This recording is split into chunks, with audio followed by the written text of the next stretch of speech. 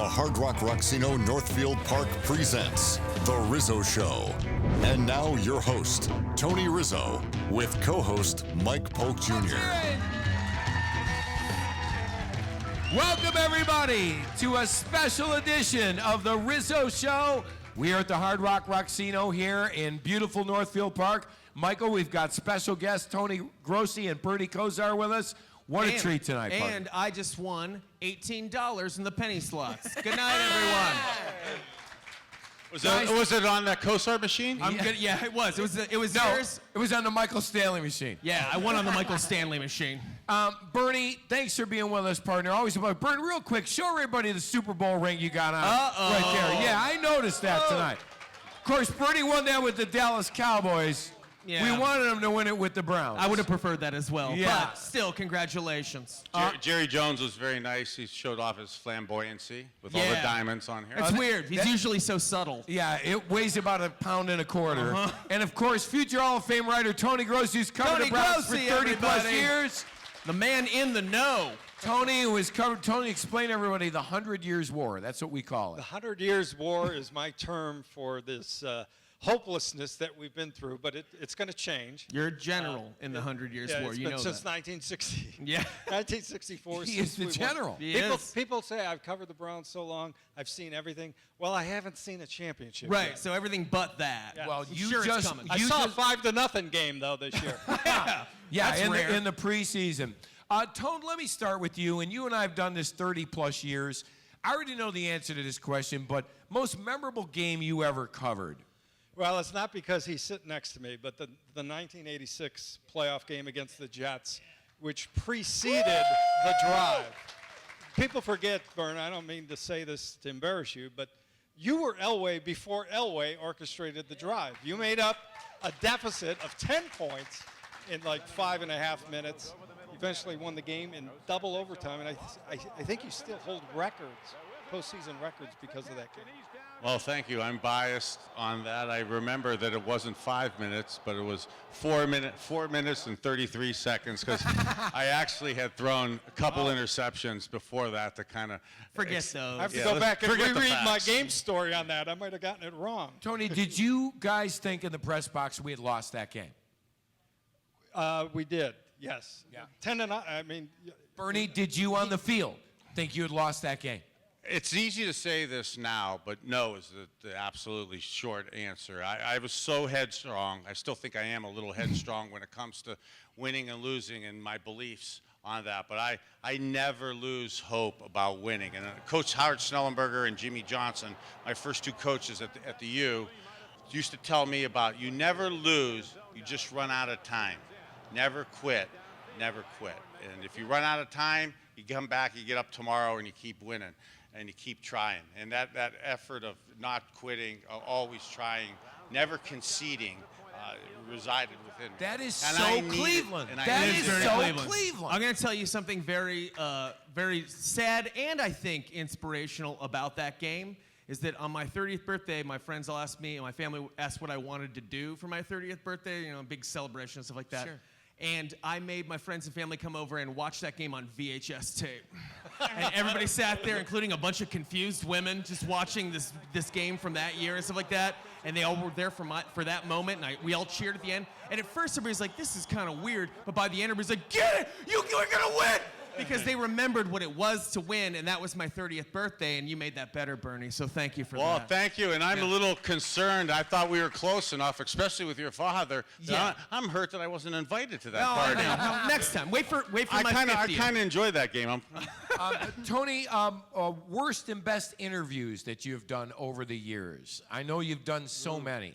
Yeah, boy, that's the tough interviews are these big, imposing, huge men who don't like questioning their play on the field. You've had a few run-ins. Yes, I Like, have have. you ever had, like, a Ray You witnessed Lewis? a few of them, too. Yes, I was there with you. Yes. How is Ray Lewis, just out of curiosity? Well, I wasn't covering him on an everyday basis, Right. so he was always... I just wondered how it was to interview a murderer. But go ahead. Whoa! You answer your Whoa. question about the Browns. Which Brown was the weirdest? Well, remember the name Raymond Claiborne? Oh, yeah. Cornerback, the Browns brought Came him here in. from New England? New England gave him a big contract. It alienated him with some of the veterans who the Browns were playing tough with contract-wise. And there was a incident in the locker room in Kansas City, where I asked him about biting on the play fake of a quarterback. Steve DeBerg, as a matter of fact. Oh. And he went off on me, pointing at me, saying, "You've been after me ever since I got here." Literally, Clay Matthews and Ozzie Newsome picked them up one arm from another and put them in the shower to let me escape with both my You limbs. thought he was going to physically confront you. I did, and they did. Would have been So- good footage. Would have been really good footage. Yeah, And so you that might was have been a tough one. really rich guy after You that, would be. Tom, right? Now that I look back on it, yeah, Ozzie and Clay owe me something for that. Bern, you have so many memories from playing in your career. Is there anything that stands out? I know you always told me that you enjoyed the camaraderie with your teammates.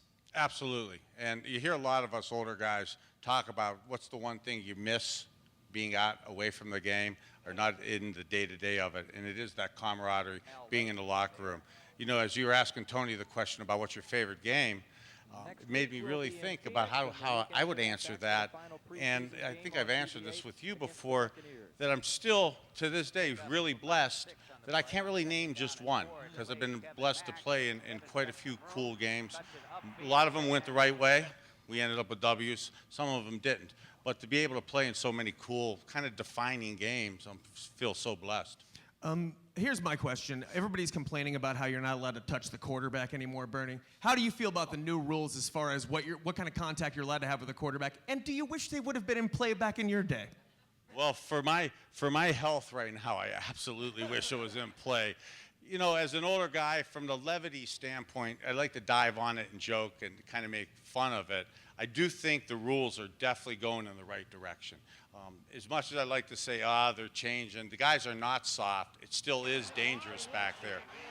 Maybe not as dangerous, because there were some cheaper shots that happened back in the old days that unfortunately us guys are still feeling the effects of them. But that being said, I don't really get excitement on seeing other guys getting killed. I remember you telling me, though, Bern, when you first started, you played with veterans, Hall of Famer Ozzie Newsome and Clay Matthews, and you always told me that you just wanted to do well to help, to make sure you held up your end of the deal for them. Great point, Riz. That's so true. I wasn't concerned about getting hurt. As a matter of fact, that didn't even cross your mind. But the feeling of letting down Clay Matthews, Ozzie Newsome. Again, I think I was 21 when I got in the huddle the first time. You know, I'm talking with Ozzie. I'm in the huddle, me and 10 other guys. You know, Ozzie's probably 10 years older than me. I was in junior high, coming to the stadium, watching him play. I was intimidated. I wanted him to like me. I wanted him, more importantly, to respect me. Sure. And that was my obsessive goal. Yeah, and you had to earn that respect. And you could only, I still think today is still the same, but I really believe you could only earn that respect by winning and going out there on the field. There wasn't any, this is what I say, and I still love this about football. There isn't any talk, there isn't any words that can kind of get it done for you. It's your actions, it's what you do, and the results matter. And you either got the W and had the win, or you didn't. And I love that clarity. People forget early in your career, you were a man of few words. I mean, it was the worst interview in sports. Yeah. I tell them, folks, legendary. Folks, I joke with Bernie all the time. He said nothing. Bernie, explain why. That's a gift. No, explain why. So this was an interesting, the world of media and entertainment has really evolved over the years. And in sports in particular, the old school coaches, and I love Howard Snellenberger, Jimmy Johnson, but they really taught us that the press is the enemy. hey now. And again, we've been friends now. Unfortunately, we're going on almost 4 decades. Woo. All of us here being friends. That obviously is not the case. But when you're in 15, 16, 17, 18, 19 years old, and that's ingrained into you and spoken into you, kids are gullible, we're believable. We started buying into that. And back then, I was so obsessed with not letting any secrets out. Would you have been on Twitter? Never. That Never. actually You could never. never. I mean, That- you that- couldn't go in the locker room and face the coach if, again, I would tell you guys off the air some stuff, but you guys wouldn't write it unless we talked about it. But if you said something that possibly, just possibly jeopardize your possible chance of success on Sunday, you don't want to face your coaches. You don't want to face your teammates. Sure, the next day. All right, we're going to break. Michael and I have had our questions. How about we let the studio audience let's see what you guys ask have some to ask. questions for Bernie and Tony. These We'll two. be right back. Don't go anywhere. The Rizzo Show from the Hard Rock Rocksino continues after this.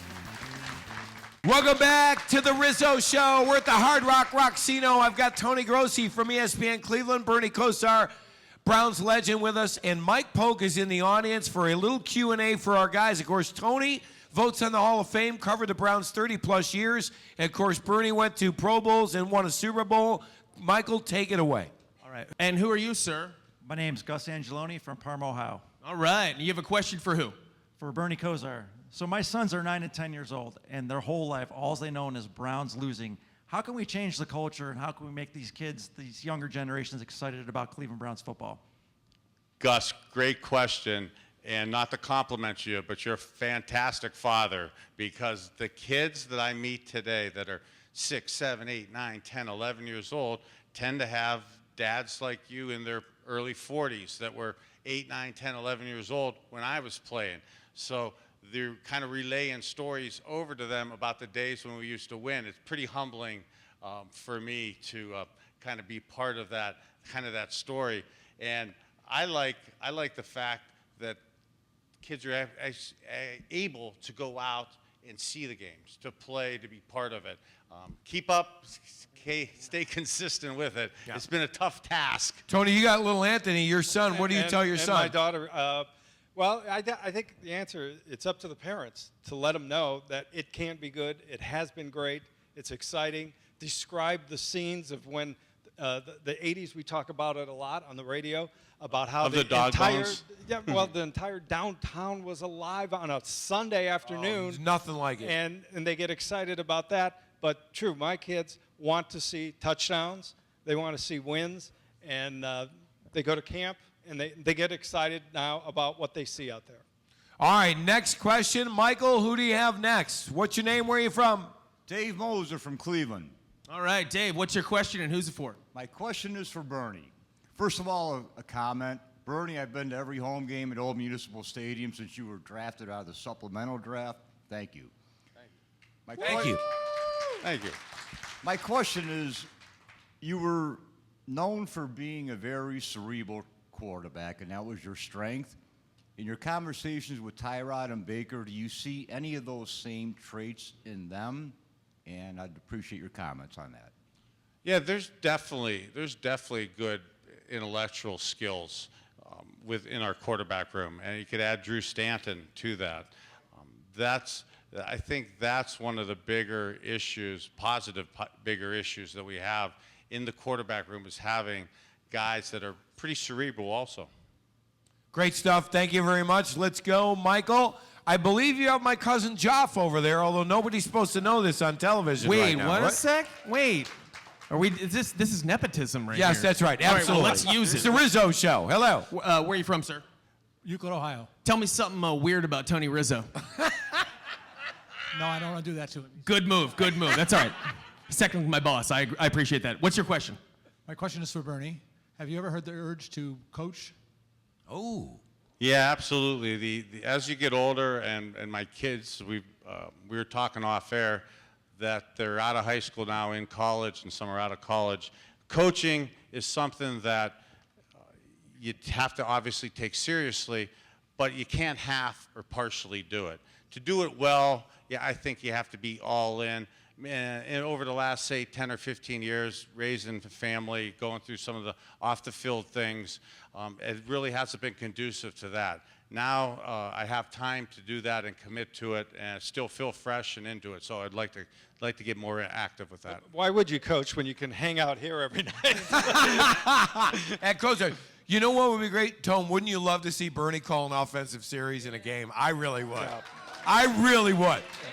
Well, we saw that his entire career, right? Playing. Oh, wait, that's right. He did that in a couple of playoff games, but we're not allowed to talk about that right now. All right, one more, Michael. Go ahead and tell us your name and where you're from. Jim Caparuccio, Northfield, Ohio. Nice. All right. And my question's for Bernie.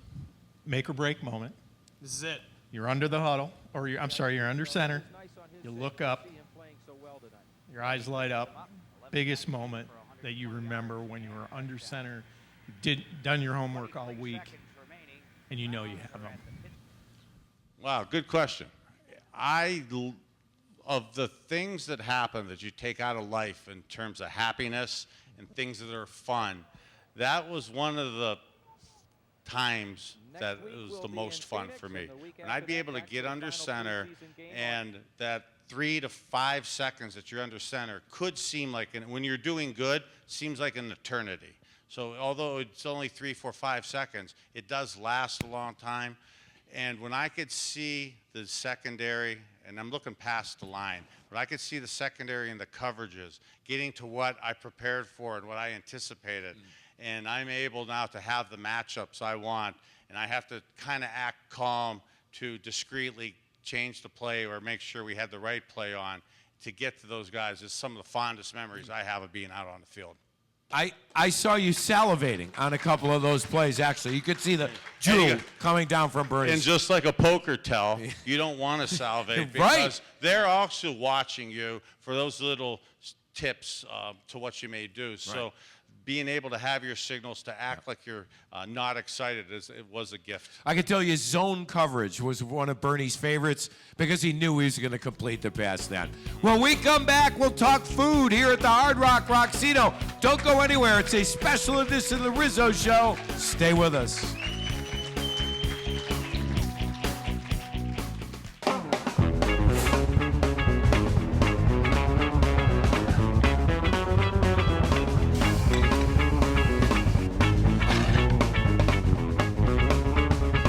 Chef, this is kind of a make-your-own pizza, make-your-own pasta place. Exactly right. We've got all some great ingredients, really different from what other places use. Fresh dough, fresh sauce, so we're going to kind of walk you around it, show you how to do it, let you make your own pie. Okay, and when people come here, it's more like a cafeteria line. You go through and you guys will make this pie. How long does it take to make the pizza? 5 minutes, tops. 5 minutes. And we'll bring it out to your table, and it's the quickest, freshest pizza you're going to be able to get. Okay, let's make a Rizzy pie today. All right. Now, what sauce do you like? We're going to go a little red. Little red. Okay. Light on the sauce. Light sauce. You can do that here. Right? So it's so homemade, it's like you're making your own pie. Exactly. Except you don't have to do any of the work. We'll do it for you. We use a mozzarella provolone blend. Oh, that's nice. I love that blend. Love that mix for pizza. Sausage, a little mushroom, banana pepper, and mushroom. I love the thin crust. Do you want me to move this baby where at? Yep. Move her around a little bit. Switch her around. Look at that. There you go. Look at that. Hey, not too shabby. This guy's good. This guy's good. Yeah. Italian. Yep. Nice we're ready to go. More, you good with We're that? ready to go. Where do you want we're going to go right here on this. Oh, I knew that. On this table. Hold on, watch this. Yeah. Oh. Not messing around. Sorry. I tried to get Take cute. two. I tried to get cute. Somebody wash that. Thank you. I've got to admit, this thing looks wonderful. Tell me again about the crust and the... Well, we use Caputo Molino flour, so it cooks up really nice. Oh, little crunch on the bottom. Nice little bite to it. Not super heavy and doughy. It's great pizza. Oh, that is fabulous. Love the bite. Good. It's airy. It's Exactly. light. You can make your own any way you want. That's right. Again, we're at the Rocksino, our favorite place on earth. And this is Concerto. Chef Chris, thank you. Thank so you. much. Enjoy that. Oh, I will. Welcome back. Special edition of the Rizzo Show. We're at the Hard Rock Rocksino. Guys, our final segment, real quick. We got about a minute left. What would it be like, Tony Grossi, if the Browns went to the Super Bowl? Well, unlike just about everyone here, I think, I've had the privilege of attending over 30 Super Bowls in my job. So I know what it's like at the venue of the Super Bowl the week as it reaches a crescendo. I think Clevelanders would bombard whatever city it would be. Just our luck would be in Minneapolis probably that year. But still, it's just so much fun. And it's a week-long party. And by the time they get to Sunday, you've all had so much fun. You don't kind of care who wins that game at that point. Bern, what would it be like? Well, there's no question it'd be phenomenal, outstanding, noisy, once-in-a-lifetime, defining moments for people. I think the question, though, has been asked too much, And I think we really got to start thinking, especially players and coaches, let's win our division and get to the playoffs. Yeah, absolutely. Could you ever imagine it? Here's what I'll say. I went to the Cleveland Gladiators Arena Bowl. Burn. I was there. Yes, I was there, and I saw that city show up. I saw our city show up for something that they didn't even know what it was. Yeah. Because we were winners. Yeah. And I saw them show up and just be like, wait, what sport is this? Soccer? Who cares? Let's win anything! Yeah. So if you don't think they're going to show up for a Super Bowl and show out, then you're crazy. Please, in my lifetime, let that happen. Guys, thank you so much for being here. Audience, thank you for being here. Good to be alive. Good night, everybody. Tony Grossi, Bernie Kosar, everyone.